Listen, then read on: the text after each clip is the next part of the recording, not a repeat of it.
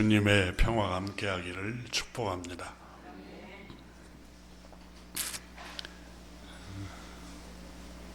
18년 동안 유배를 당했던 타산 정약용 선생이 이제 임금님이 정조 임금이 다시 불러들이는 그때에 이분이 쓴 글이 있습니다. 참 감동적인 글인데 제가 잠깐 소개합니다. 임금님, 신이 엎드려 생각하건대, 신은 자기 자신을 말합니다. 자기를 낮춰서 하는 말인데, 신이 나라의 두터운 은혜를 받은 것이 하늘처럼 끝이 없으니 신이 어떻게 몸둘 바를 모르겠습니다. 임금님의 은혜를 곰곰이 생각하니 골수에 사무쳐 말을 하려고 하면 영 목이 메여 소리를 낼 수가 없고, 글을 쓰려고 하면 눈물이 앞을 가려 글을 쓸 수가 없습니다.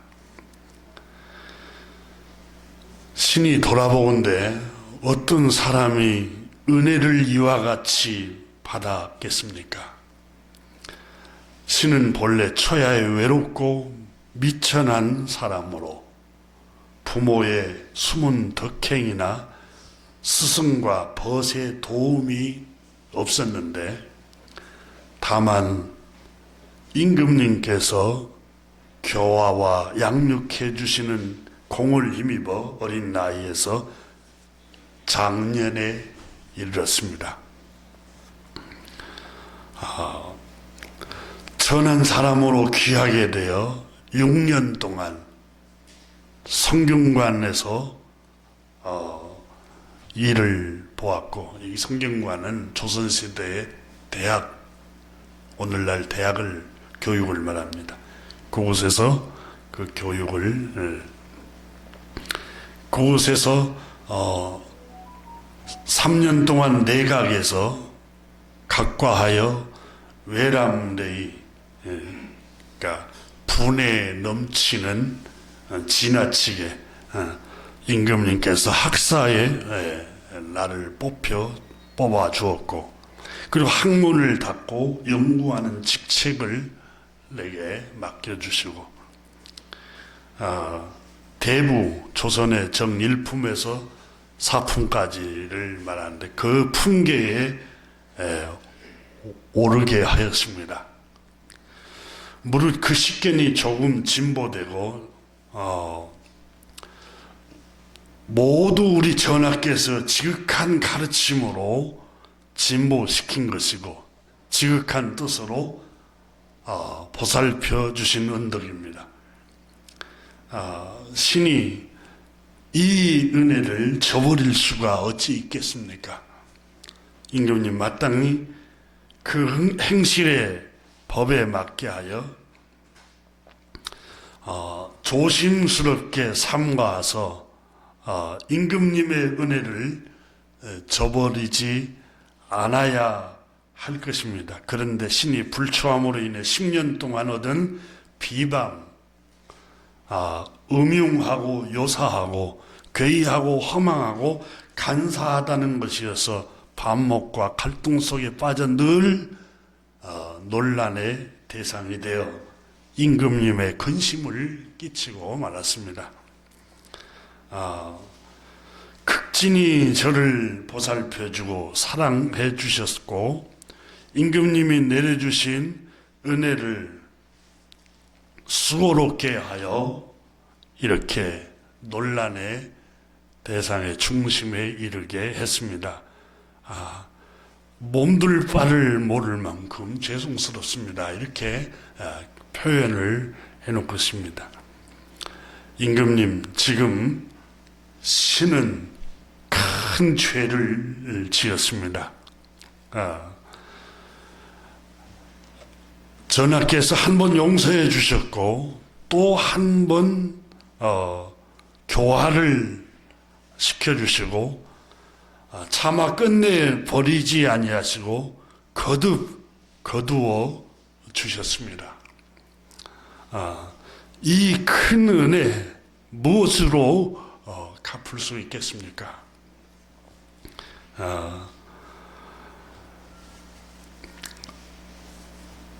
제가 오랑캐가 된 것을 아시고, 오랑캐라는 말은 천주교 교인을 말합니다.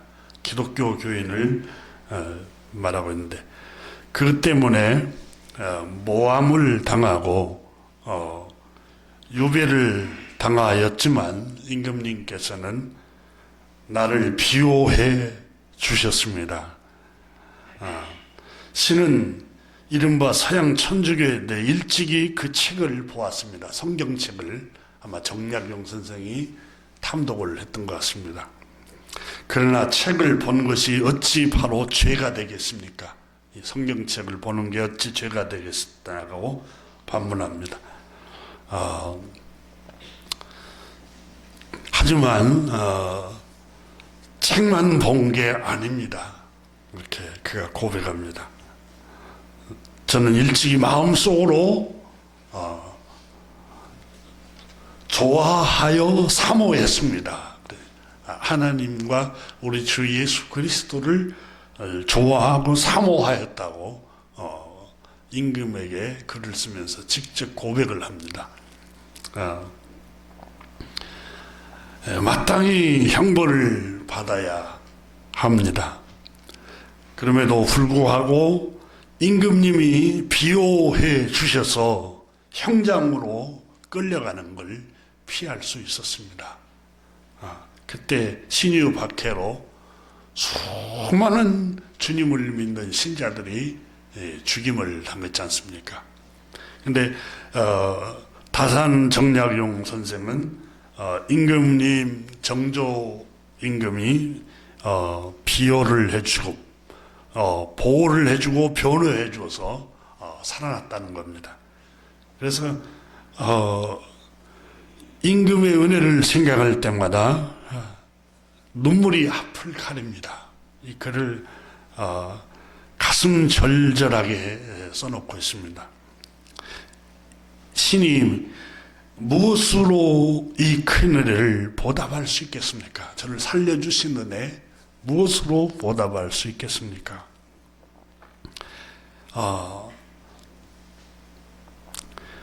제가 골수를 부숴서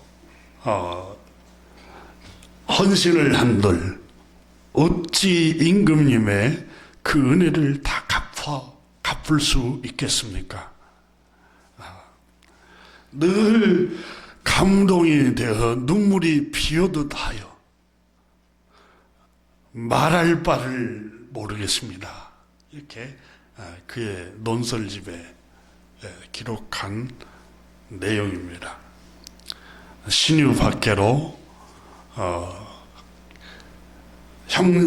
형장에서 사라져가는 신자들 가운데 다산 정약용 선생은 정조 임금의 보호로 다행히 유배를 당하고 목숨을 잃지 않고 살아납니다. 그래서 이 큰 은혜를 어떻게 다 갚을 수 있겠습니까? 그리고 나중에 다시 불러드리죠. 그래서 이 살려주신 은혜를 잊지 못하고 흐느끼고 하염없이 눈물을 흘리는 다산 선생의 글을 보면서 주님의 은혜를 생각하면서 가슴이 뜨거웠습니다. 이것이 죄 용서를 받고 죄 사함을 받는 자의 눈물이구나라는 고백을 제 스스로 해보았습니다. 우리는 하나님의 거저 주신 은혜를 입었습니다. 오늘 성경에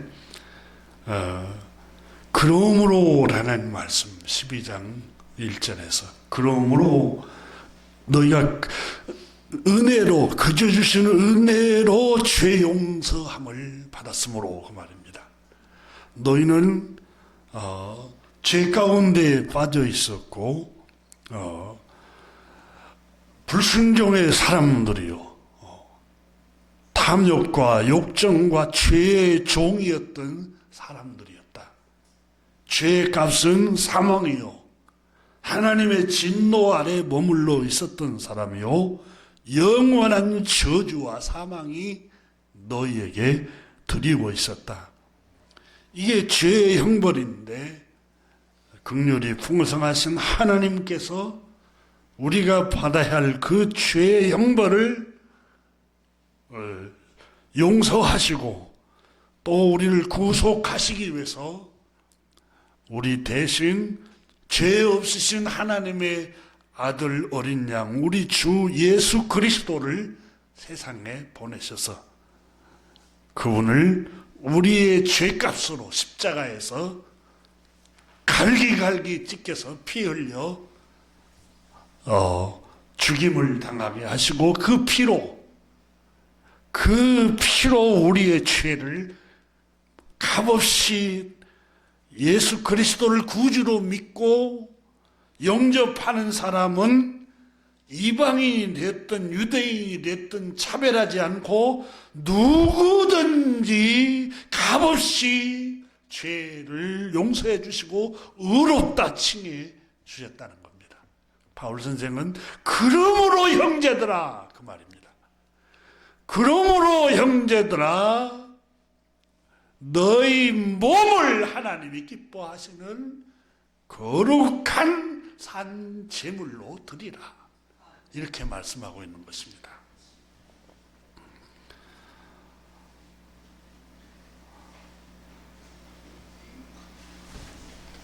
바울 선생은 로마서를 통해서 모든 사람은 죄를 범했습니다. 죄값은 영원한 사망입니다. 우리는 죄 가운데 있었고 죄의 종이 되었습니다. 하나님의 진노 아래에 있는 자들입니다. 우리는 하나님의 사랑을, 은혜를 받을 수 없는 죄인들입니다. 하나님의 은혜를 입을 수 없는 악하고 불순종한 사람들이었습니다. 전적으로 부패한 마음을 가지고 본성이 악합니다. 그러나 우리가 그저 주시는 하나님의 은혜로, 긍휼하심으로 죄 용서함 받았고 값없이 아무 공로도 없는데 구주 예수 그리스도를 보내주셔서 그를 믿는 자마다 죄를 다 탕감해 주신 것입니다. 이것이 하나님의 복음입니다. 구원의 소식입니다. 이게 성탄의 소식입니다, 여러분. 어떻게 이 큰 은혜를 우리가 갚을 수 있겠습니까? 하나님의 은혜를 무엇으로 갚을 수 있겠습니까? 로마서 11장에서는 갚을 수 있는 길이 없다고 말씀합니다. 그래서 바울 선생은 갚을 수가 없어서 모든 사람이 불순종 가운데 가두심은 하나님의 긍휼이 아니면 구원에 이를 수 없다는 것을 하나님께서 말씀하셨습니다 라고 11장에서 말씀했습니다. 그래서 하나님의 지혜와 지식에 부요하며 찬양을 드렸습니다. 바울 선생은 우리가 갚을 수 있는 길이 없습니다. 오직 그 은혜의 경배와 찬양과 예배할 뿐입니다. 이렇게 고백했습니다. 예배합니다. 찬양합니다. 주님 홀로 높임 받으소서. 정말 갚을 길이 없습니다. 예배합니다. 경배합니다. 하나님의 은혜에 예배합니다. 이렇게 바울 선생은 고백했습니다. 그런데 오늘 본문 말씀에 바울 선생은 그러므로 형제들아 너희가 정말 거저 주시는 하나님의 은혜로 믿음으로 아무 공로 없이 구원을 받았으므로 너희 몸을 하나님이 기뻐하시는 거룩한 산 제사로 드리라고 말씀을 하고 있습니다. 여기서 우리가 주목해야 할 말씀이 있습니다. 하나님이 기뻐하는 제사를 드리라는 겁니다. 우리가 무조건 예배만 한다고 하나님 기뻐하실 게 아닙니다. 여러분, 예배하는 형태가 천주교가 다르고 기독교가 다르고 또 동방정교회가 다릅니다. 똑같이 창조주 하나님과 십자가에 피 흘리신 우리 주 예수 그리스도와 보혜사 성령 성삼위 하나님을 다 같이 믿습니다. 그런데 예배 형태가 다르고 순서가 다 다릅니다. 그런데 각각 드리는 그 종교에서는 자기가 하나님이 기뻐하신 예배라고 주장을 합니다. 생각해 보십시오. 그러면 다른 그리스도를 믿는 기독교, 다른 기독교에서 여러분, 우리가 드리는 예배를 그게 진정한 예배가 아니라고. 우리가 여러분 천주교나 동방종교에서 드리는 예배가 진정한 예배가 아니라고. 우리가 서로 옳다고 주장합니다. 그러면 여러분 한번 생각해 보세요. 객관적으로. 우리만 옳다고 볼 수가 없습니다. 그래서 바울 선생은 오늘 본문에 하나님이 기뻐하시는 예배를 하라는 겁니다. 여러분, 각 사입이나 이단들도 예수님을 믿는다고 하면서 종교적인 예배가 얼마나 뜨겁게 예배합니까? 자기들만이 하나님을 기쁘시게 하는 예배라고 생각을 합니다. 오늘날 기독교도 마찬가지입니다. 우리가 드리는 예배를 하나님이 최고 기뻐한다라고 스스로 생각하는 경우들이 종종 있습니다. 그러나 우리는 생각해야 됩니다. 자, 오늘 성경에 보면은 형제들아, 그러므로 형제들아, 내가 하나님의 모든 자비하심으로 너희를 구원하노니 너희 몸을 하나님 기뻐하시는 거룩한 산 제물로 드리라. 우리 몸을 산 제물로 드리되 거룩한 산 제물로 드리라. 이 거룩한이라는 단어는 히브리 말로 카도시라고 합니다. 구별되다, 따로 떼놓다 그 말입니다. 따로 구별시켜 놓은 걸 말합니다.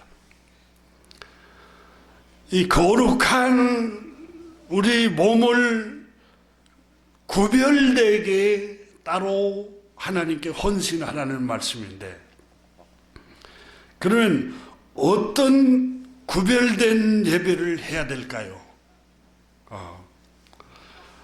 어떤 구별된 예배를 드려야 하나님이 기뻐하실까요? 이 거룩한 제사. 우리가 여러분 목소리를 높이고 장엄한 소리로 이렇게 하는 게 구별되고 거룩한 예배일까요? 너무 뜨겁게 박수를 치면서 드리는 게 거룩한 예배일까요? 요한계시록 19장 8절에 보면은 거룩이라는 단어를 성도의 옳은 행실이라고 표현했습니다. 요한계시록 19장 18절에 보면은 이 세마포의 옷은 성도의 옳은 행실이로다, 이렇게 기록을 하고 있어요. 구별한다는 말은 우리가 성가대를 하면서 성가대 가운을 입고 구별된 옷을 입잖아요. 성직자들이, 목회자들이 가운을 입고 구별된 옷을 입고 예배를 인도하는 경우가 있습니다. 그건 거룩이 아닙니다. 그걸 거기다 거룩이라는 그 존귀한 단어를 써서는 안 됩니다. 거룩은 분명히 요한계시록에 주님께서 말씀하셨습니다. 옳은 행실이 거룩입니다. 옳은 행실이.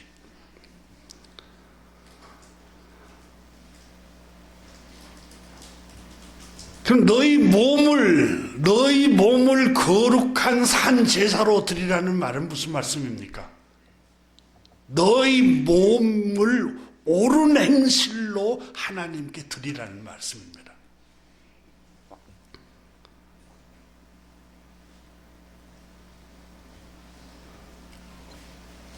우리 주님께서는 오늘 본문 말씀을 통해서 구원받은 성도들이 어떻게 예배해야 하는가, 무엇을 드려야 되는가, 너희 몸을 하나님이 기뻐하시는 거룩한 산 제사로 드리라고 말씀을 하고 있습니다. 그러면 옳은 행실인데 거룩한 제사, 영적 예배, 이 성도의 옳은 행실을 말하는데 이 2절에서 구체적으로 말씀합니다. 너희는 이 세대를 본받지 말고 라고 말씀합니다. 진정한 예배는 여러분 믿음으로 의롭다고 값없이 구원을 얻은 그리스도인이 누구이냐? 그는 몸을 하나님께 헌신하는 사람인데 어떻게 헌신하는 사람이냐? 교회 종교적인 집회에 열정적으로 나오는 사람을 말하는 거냐? 전혀 그렇지 않습니다. 여기 본문에 말씀하고 있는 말씀은 너희 몸을 하나님이 기뻐하시는 거룩한 산 제사로 드리는 게 영적 예배인데 이 영적 예배는 이 세대를 본받지 않는 생활입니다 라고 말씀하고 있습니다. 너희가 정말 구원받았다면, 믿음으로 의롭다함을 입고 구원을 입었다면 이 시대를, 이 세대를 본받는 생활을 하지 말라 이렇게 말씀합니다. 이단은 여러분 구원받았으니까 과거와 현재와 미래의 죄를 우리가 다 용서받았고 예수님께서 십자가에서 다 용서했으니까 우리는 자유해. 성경을 여러분 전혀 무지하게 알고 있는 겁니다. 정말 그러므로 믿음으로 의롭다함을 입고 값없이 구원을 입었다면 형제 여러분, 우리는 하나님 앞에 산 제사를, 거룩한 제사를 드려야 됩니다. 여러분 몸을 거룩한 제사로 드리십시오. 그게 무엇입니까? 이 시대를 본받지 않는 성도의 옳은 행실입니다. 이게 예배입니다. 이게 예배. 이것에 열심을 내야 됩니다.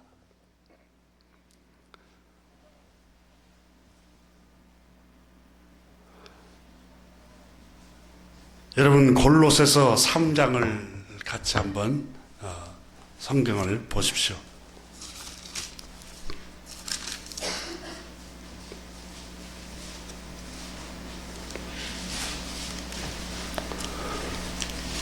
삼 장 1절에 보면은 함께 같이 한번 읽습니다. 그러므로 너희가 그리스도와 함께 다시 살리심을 받았으면 위의 것을 찾으라. 자, 여러분 보세요. 너희가 그리스도와 함께 다시 살리심을 받았단 말은 믿음으로 의롭다함을 입고 구원받았다면, 너희가 정말 구원받은 백성이라면 그 말이에요.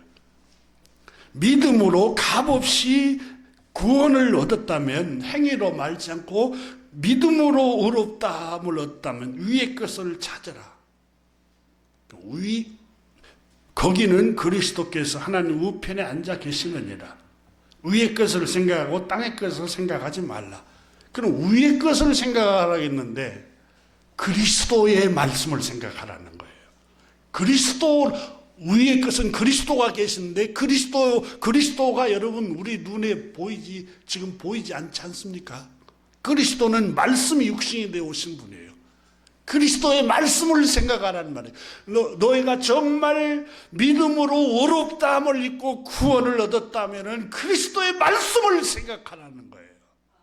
그리고 이는 너희가 죽었고 너희 생명이 그리스도와 함께 하나님 안에 감추었습니다. 그러므로 자, 5절 보세요. 시작. 그러므로 땅에 있는 지체를 죽이라. 정말 너희가 그리스도로 말미암아 믿음으로 의롭다함을 입고 하나님 자녀가 되었다면, 정말 값없이 믿음으로 구원을 얻었다면 위의 것을 추구하라는 거예요. 그리스도의 말씀을 생각하라는 거예요. 땅의 것을 죽이라. 그러면 땅의 것을 죽이라 하는데, 땅을 죽이라는 게 무슨 땅의 식물을 죽이고 그게 아니라 곧 그렇잖아요. 상징적으로 말했죠. 5절에 음란을 죽이라. 음란한 생각, 음란한 행위, 음란한 유혹, 음란한 눈빛, 음란한 사상, 모든 이런 것을 죽이라는 거예요. 여러분, 육체를 갖고 있는 이상 그 유혹이 올 수 있어요. 그 유혹이 온 것까지는 나쁘지 않아요. 누구나 다 육체를 갖고 있으니까 그걸 느낄 수 있죠. 그러나 그걸 죽이라는 거예요. 너가 정말 그리스도를 믿음으로 구원을 얻은, 값없이 구원을 얻은 하나님의 백성이라면 그런 삶을 추구하지 말라는 거예요. 위의 것을 생각하라는 거예요. 정말 너희가 구원받은 게 확실하다면 그런 생활을 추구하지 말라. 아니야, 우리는 자유를 얻었어. 여러분, 정말 그것은 성경을 아주 잘못 배운 거예요. 부정과 사적인 욕심과 악한 정욕과 탐심. 자, 6절 같이 봅니다. 이것들로 말미암아 하나님의 진노가 임하느니라. 정말 겨우 여러분, 바울 선생은 우리에게 분명히 말씀합니다. 그러므로 형제들아, 너희가 정말 믿음으로 구원을 얻은 백성이 확실하다면은 이제 정말 영적인 예배를 해야 돼. 구약에서 여러분 예배하는 게 물질적인 예배잖아요. 얼마만큼 양을 갖다 바쳤느냐, 얼마만큼 돈을 하나님께 바쳤느냐, 이게 구약의 예배였는데, 여러분 신약에는 하나님께서 말씀하고 있어요. 정말 너희가 구원받은 백성이라면은 너희 몸을 하나님께 헌신하라는 거예요. 그런데 여러분, 이단이나 사입이나 잘못된 교회에서 몸을 헌신하라고 해서 그대로 교회 와서 너의 직업도 포기하고 너의 가정도 등한히 하고 그저 교회에서만 열심히 헌신하라고, 이게 완전히 잘못된 가르침이에요. 아무리 유명한 교회, 큰 교회가 그렇게 여러분 일반화시켜도 그건 성경적이지가 않아요. 정말 헌신은 우리 몸을 하나님께 드리는데 어떻게 드리느냐? 거룩한 옳은 행실을 하나님께 행하는 겁니다. 그래서 여러분, 우리가 세상 살면서 예배하는 거예요. 일상생활을 하면서 예배하는 거예요. 우리가 가정일을 하면서도 예배하는 거예요. 예배합니다. 찬양합니다. 정말 주님, 내가 은혜로 구원을 입었습니다. 어떻게 하나님의 은혜에 갚을 수 있사오리까? 주님 말씀합니다. 이 시대를 본받지 말라. 여러분, 이 시대가 예수님께서 말씀하셨잖아요. 악하고 음란하다. 악하다는 말은 여러분 사적인 욕망, 사적인 욕심으로 가득 차 있고 음란한 걸로 가득 차 있어요. 이걸 본받지 말라고 주님께서 말씀하셨어요. 그런데 그건 알아요. 알겠는데 어떻게 우리가 그걸 본받지 않고 살아갈 수 있죠? 바울 선생은 우리에게 답을 가르쳐 줍니다. 2절 보세요. 다시 로마서 12장 2절. 너희는 이 세대를 본받지 말고 오직 마음을 새롭게 함으로 변화를 받아. 여러분, 행동이 바뀌려면 마음이 바뀌어야 된다는 거예요. 마음은 여기서 생각을 의미하기도 합니다. 그러니까 바울 선생은 오직 너의 마음을 새롭게 하는 일에 헌신해야 돼요. 여러분, 신앙생활이 뭐예요? 자기 마음을 끊임없이 새롭게 하는 훈련을 하는 거예요. 이게 여러분 주야로 하나님 말씀을 묵상하고, 그리고 우리가 기도하는 것도 주님 내 힘으로 안 됩니다. 분노가 내 힘으로 사그라지지 않습니다. 다스려지지 않습니다. 나는 지금 복을 받아야겠는데 하나님께서 지금 안 주니까 내가 화가 나고 또 못 기다리고, 하나님 내 힘으로 안 됩니다. 내 마음을 다스려 주옵소서. 그래서 기도하는 거예요. 여러분, 마음을 새롭게 하는 게 여러분 그게 중요한, 하나님께 우리 몸을 드리고 영적인 예배를 드리기 위해서는 마음을 늘 새롭게 하는 거예요. 마음을 새롭게.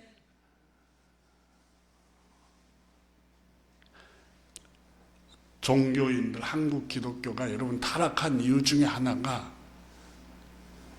구원받은 이후의 삶에 영적인 예배가 없어요.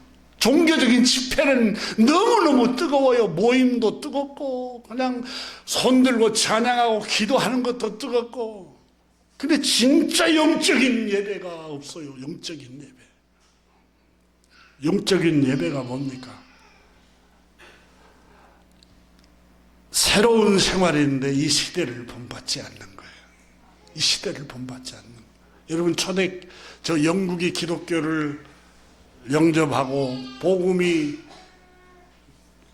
로마에서 저 유럽에까지 전파될 때,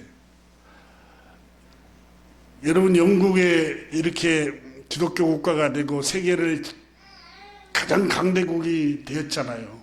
해가 지지 않는 나라라 할 정도로. 근데 그 나라가 본래는 여러분 해적대의 나라예요. 해적대. 도둑질하는 민족이었어요.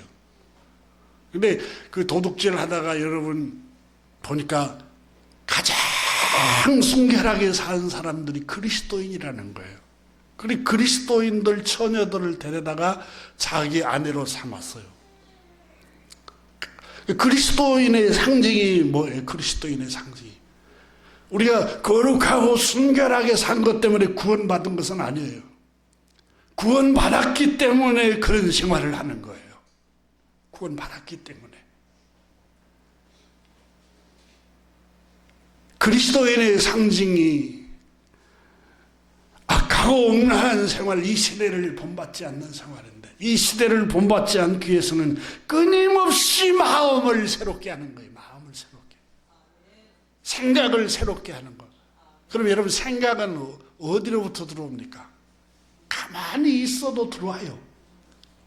온갖 생각이 다 들어와요. 그런데 창세기에 보니까, 야곱을 보니까 동물들이 여러분 자기 양떼 새끼를 베게 할 때 알록달록하는 나무 무늬를 이렇게 세워놓잖아요. 그게 창조의 원리가 들어있습니다. 보는 대로 된다는 거예요. 보는 대로. 그러니까 자꾸 그걸 바라보고 있으면 여러분 음란물을 바라보고 음란한 것들을 생각하고 그런 것들을 이야기를 듣고 그런 사람과 대화를 자꾸 나누다 보면은 생각이 그렇게 돼버리는 거예요. 생각이. 그래서 오늘 성경에 바울 선생은 오직이라는 말은 오로지 집중하라는 거예요. 어떻게? 내 마음을 새롭게 하는 일에 집중하라는 거예요. 마음을 새롭게. 저 집사님 어쩌고 장로님 어쩌고 목사님 어쩌고 그게 관심을 왜 가져요? 내 마음을 새롭게 하는 일에 전심전력을 해야 돼요. 이게 신앙생활이에요. 내 마음을 늘 새롭게 하는 거예요. 마음을.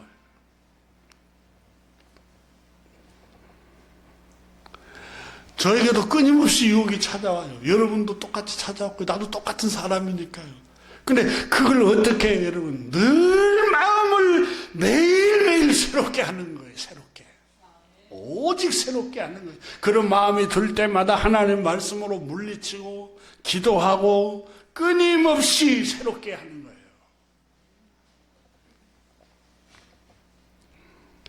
그래서 변화를 받아라고 말씀합니다. 변화를 받아. 그러니까 마음은 원문에 보니까 우리 영혼을 가리키기도 하고 우리의 또 우리가 잘 알아듣기 쉽게 생각을 우리의 생각, 사상 이런 걸 또 의미하기도 한다고 기록하고 있습니다. 그러니까 생각을 더 새롭게 해야 돼요.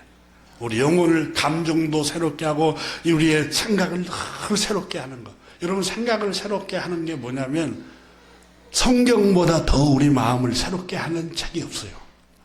하나님의 말씀을 매일매일 읽어보세요. 하나님 말씀을 주야로, 그러니까 아침 저녁으로 읽으라는 말은, 주야로 읽으라는 말은 끊임없이 어두움의 생각이 우리 마음을 들어와요. 하루도 경계하지 않으면, 여러분 우리가 와이셔츠를 입고 옷을 입고 밖에 나가면 아무 일도 진흙탕에 안 들어갔는데도 먼지가 묻어요. 마찬가지 우리의 생각도 마찬가지입니다. 끊임없이 새롭게 해야 해요. 새롭게. 이게 우리가 하나님 앞에 드려야 할 영적인 예배라고 말씀하고 있습니다. 그리고 주님께서 바울 선생을 통해서 오늘 본문에 말씀을 합니다. 자, 공동 번역에서는 2절을 이렇게 번역했습니다. 여러분 이 세상을 본받지 말고 마음을 새롭게 하여 새 사람이 되십시오. 이리하여 무엇이 하나님의 뜻인지, 무엇이 선한 행실인지, 무엇이 그분의 마음에 들며 무엇이 완전한 것인지를 분간하도록 하십시오. 이렇게 말했어요. 오늘 본문 말씀에 보면은 바울 선생은 우리에게 이렇게 말씀하고 있습니다. 자, 마음을 새롭게 할 때에 하나님이 하나님이 선하게 여기는 것이 무엇인가? 이걸 보게 된다는 거예요. 하나님이 선하게 여기는 것이 무엇이? 여러분, 미가 선지자는 그걸 보았어요. 미가서 6장에 보면은 하나님이 무엇을 기뻐하실까? 하나님이 어떤 것을 선하게 여기실까? 여러분 한번 미가서 6장을 열어보세요.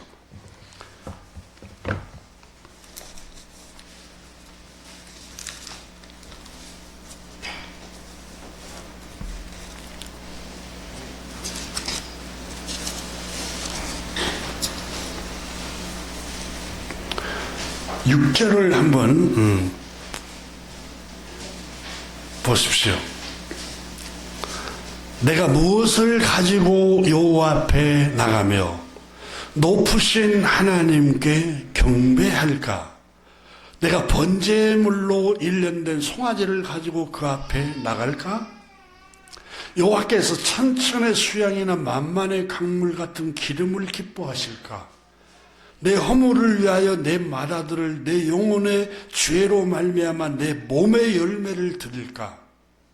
사람아, 8절 봅니다. 6장 8절 시작. 사람아, 주께서 선한 것이 무엇임을 내게 보이셨나니.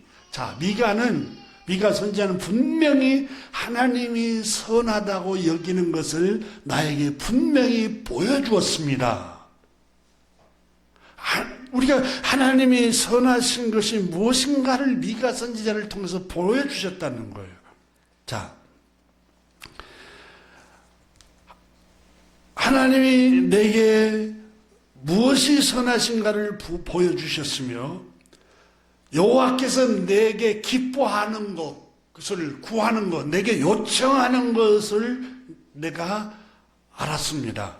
여호와께서 내게 구하시는 것은, 요청하는 것은 오직 정직, 정의를 행하며 정직함을 하나님, 내가 정직한 게 하나님께 제사 드리는 거예요. 이게 영적 예배예요. 내가 여러분 하나님 앞에서 사람 앞에서 정직하게 행하는 게 영적 예배라니까요.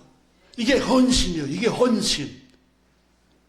한국 교회 열정적으로 종교에 헌신한 사람들은 이 설교를 듣고 무슨 저 따위 목사가 있어 그럴 수도 있어요. 근데 정말 하나님께서 말씀하시는 헌신은 우리가 어떤 집회나 종교에 헌신하는 게 아니라 정말 하나님께서 선하게 여기시고 내게 요구하시는 게 무엇이냐? 정직함이에요. 그리고 이 정직함은 여러분 늘 마음의 문제잖아요. 마음의 문제. 그래서 바울 선생이 마음을 늘 새롭게 하라. 오로지 마음을 새롭게 하여 변화를 받아. 끊임없이 거짓이 나를 유혹해요. 순간순간 거짓이 유혹하잖아요. 속이는 게 유혹하고. 정직해서 이익이 있겠어? 정직해서 위기를 모면할 수 있겠어? 끊임없이 유혹을 하잖아요, 우리에게. 그 다음에 뭐라고 말씀합니까? 인자를 사랑하며, 인자는 사람을 말해요. 하나님이 선하게 여기는 게 뭘까? 하나님이 무엇을 기뻐하실까? 하나님이 우리에게 요구하는 게 도대체 무엇일까? 사람의 이웃을 사랑하는 거라. 이 구약의 선지자가 그걸 하나님의 음성을 들었어요.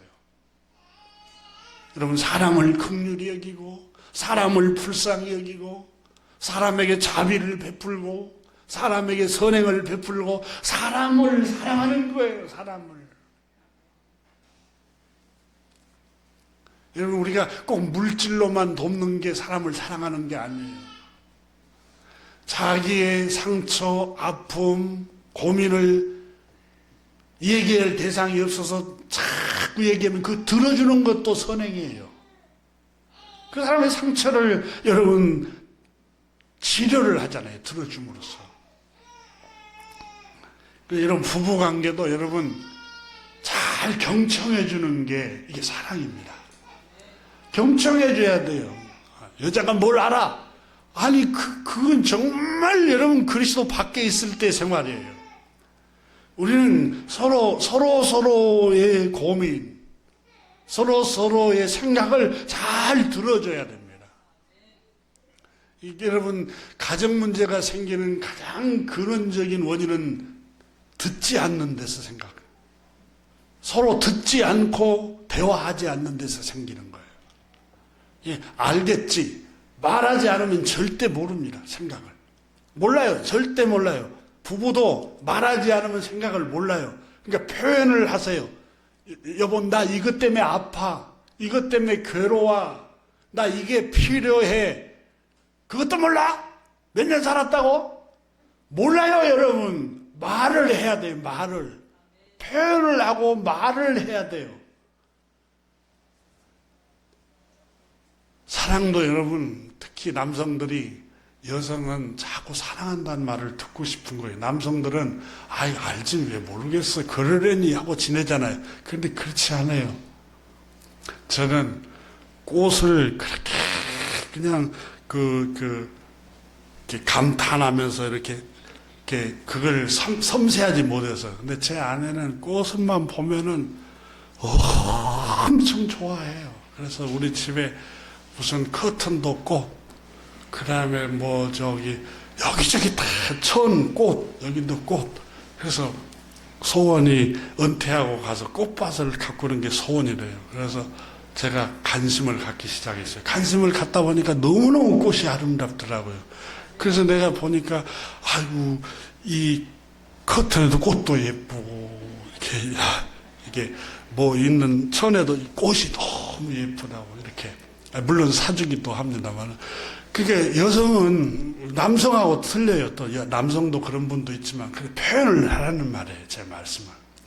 성도 여러분, 가정이 행복해질 때는 행복해지려면 표현을 해야 돼요. 표현을. 부부관계. 여보 사랑해 하고. 몰라? 몇 년 살았는데 사랑한 줄을 몰라. 매일 해야 돼요. 어제 했잖아. 아니, 오늘 또 해야 돼요. 아침에 했잖아. 안 해. 점심 때 또 하고 저녁에 또 하고 순간순간마다 표현을 해야 돼요. 표현을. 여러분 혹시 그런 성품으로 안 태어나서도 훈련을 해야 돼요. 받아서 합시다. 사랑해요. 사랑해요.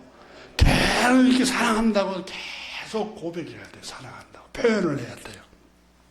자, 다시 여러분 봅니다. 미가서 6장 인자를 사랑하며 그 다음에 겸손하게 내 하나님과 함께 행하는 것 아니냐. 여러분 여기서 겸손이 여러분 영적 예배예요. 놀라운 사실이죠. 우리가 겸손하게 살아가는 것, 하나님 앞에서도 겸손하고 사람 앞에서도 겸손하고, 이게 영적 예배라고요. 너희가 정말 그저 주시는 하나님의 은혜로 구원을 입은 사람들이라면 겸손하라는 거예요. 하나님 앞에서도 겸손하고 사람 앞에서도 겸손하라는 거예요. 그리고 하나님과 함께 행하는 것. 하나님과 어떻게 함께 행해요, 여러분? 너무 추상적인 얘기죠. 에녹이 여호와와 함께, 하나님과 함께 300년을 동행했더라 그랬잖아요. 그래서 성경에 보면은 원문에 보니까 하나님의 말씀을 따라서 걸었더라 그 말이에요. 하나님과 동행했다는 말은 하나님의 말씀을 따라서 행하는 거예요. 하나님은 천천의 수양, 만만의 강물, 여러분 물질을 원하는 게 아니에요. 우리가 섬기는 아버지 하나님은 돈을 많이 갖다 바치는 걸 원하는 게 아니에요. 우리가 섬기는 그 자비로우신 하나님은 우리가 정직하게 생활하고 사람을 사랑하고 긍휼히 여기고 불쌍히 여기고 겸손하게 행하며 하나님의 말씀을 따라 행하는 것이다. 다시 여러분 로마서 12장으로 돌아갑니다. 바울 선생은 오늘 본문 말씀에 아주 분명하게 우리에게 가르치고 있습니다. 너희는 이 세대를 이전에 본받지 말고 오직 마음을 새롭게 함으로 변화를 받아라. 여러분 우리가 이렇게 하나님이 기뻐하시는 제사를 드리려면 매일매일 내 마음을 청소를 해야 돼요. 변화를 시키는 일을 해야 돼요.